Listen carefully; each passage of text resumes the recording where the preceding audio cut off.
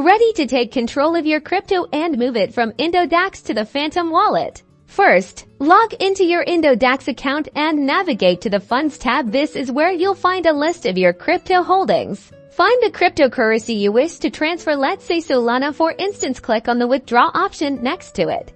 Now, you'll need your Phantom wallet address. Open your Phantom wallet on your phone. Locate and copy your wallet address. It's usually found at the top of the wallet interface. Just tap the address to copy it.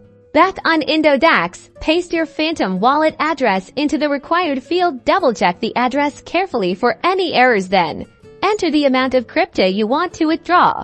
Review all the withdrawal details carefully, including the address, amount, and any associated fees. Indodax will likely require you to complete a security verification step, such as a two-factor authentication or email confirmation. Complete that step. Once the withdrawal is processed by Indodax, which can take a few minutes, check your Phantom wallet. You should see the transferred crypto reflected in your balance. Congratulations! You've successfully transferred crypto from Indodax to your Phantom wallet.